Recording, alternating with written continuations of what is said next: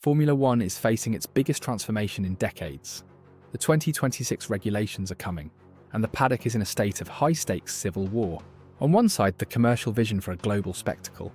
On the other, the elite drivers who fear the soul of racing is being sacrificed for the show. Stefano Domenicali, the CEO of Formula One, insists there's no problem. He sees a future of manufacturer growth and closer competition. But the man currently at the top of the mountain, Max Verstappen, is sounding the loudest alarm. He describes the simulations as terrible. So what's the real story? Is F1 heading for a golden era, or is it about to crash? Welcome to a special 10-minute deep dive. This is Racecraft Explained. The heart of the 2026 war is the power unit. We're moving from a complex hybrid system to an even more extreme one. The ratio of power is shifting to a 50-50 split between the 1.6-litre V6 and the electrical system. 350 kilowatts of instant torque. But to get there, we are losing the MGU-H. This was the piece of magic that kept turbos spinning and eliminated lag.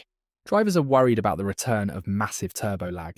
Without that instant electrical boost to the turbo, these cars could become unpredictable on corner exit.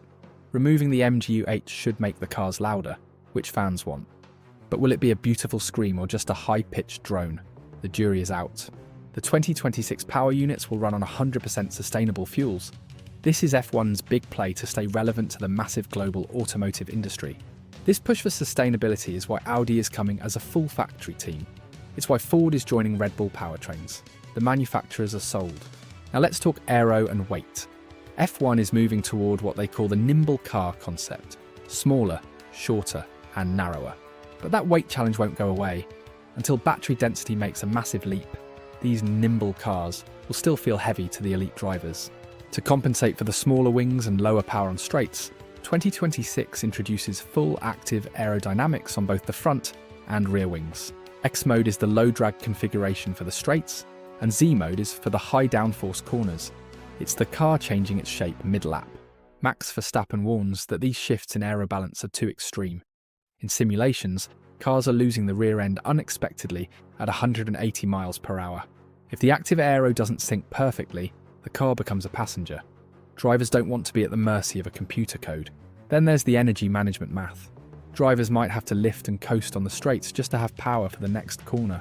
Simulations show drivers downshifting on straights to charge the battery. Max calls it terrible.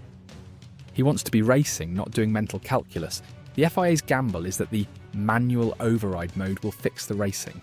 It's an extra burst of energy for the car behind to facilitate overtakes. But if the cars are still heavy and bulky, we'll still see those endless DRS trains. Drivers want a diet for these cars, not just a gimmick. Stefano Domenicali looks at the 2026 rules and sees a masterpiece. He has stabilised F1's future with 6 power unit manufacturers confirmed. F1 is exploding in the US and Asia. For the boss, technical purity is secondary to a healthy, growing business model that keeps the grid full. Lewis Hamilton has taken a more diplomatic stance. He knows F1 has survived every end-of-the-world rule change for 70 years. Adaptation is in the DNA. George Russell and the GPDA are worried about the speed differences. If some cars run out of battery early, the closing speeds on straights could be dangerous. The FIA is already responding. They are tweaking the energy curves to prevent that straight-line coasting. The rulebook is still very much a draft. Development for 2026 starts in 2025 under a strict cost cap. This means teams can't just spend their way out of a bad design. The stakes for the first car are massive. Remember the 2014 hybrid switch? Everyone hated it initially. 10 years later, we have the most efficient internal combustion engines ever made. F1 always wins. It's the ultimate tension, the pure racing heritage that drivers like Max fight for, versus the global show that Domenicali must maintain. Expect a middle ground. F1 always finds a compromise between the radical vision and the practical reality of going 220 miles per hour. The grid for 2026 will be the most diverse and manufacturer-heavy we've seen in decades. That is Domenicali's greatest victory, regardless of the aero debate. But that weight challenge won't go away. Until battery density makes a massive leap, these nimble cars will still feel heavy to the elite drivers. Does the fan care about the kilowatt output of the MGU-K? Probably not. They care about the roar of the engines and the thrill of the overtake. That's the boss's bet. Max Verstappen's legacy is on the line. He wants a car he can manhandle, not one he has to manage. That's the core of his dissent.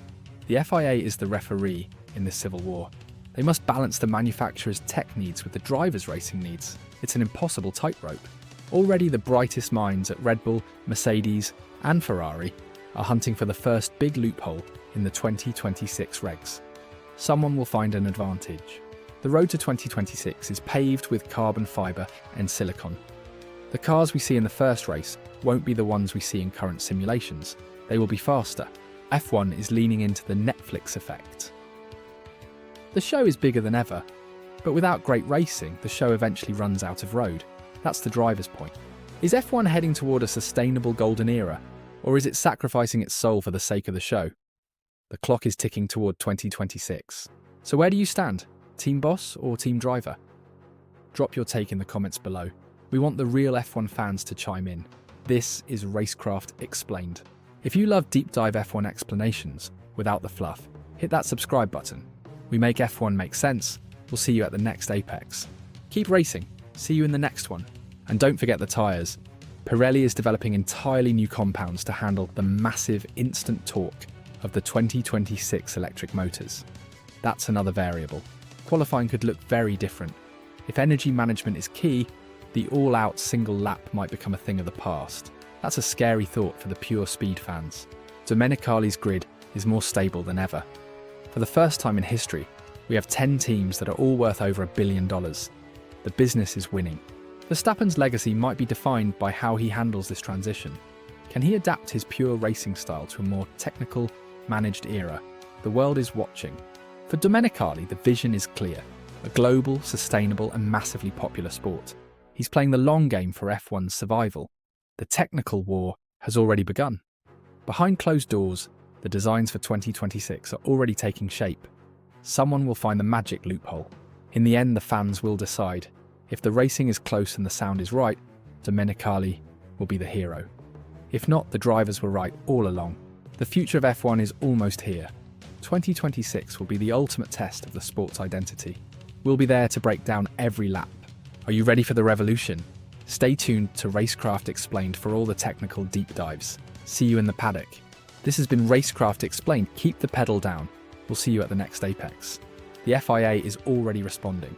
They are tweaking the energy curves to prevent that straight line coasting. The rulebook is still very much a draft.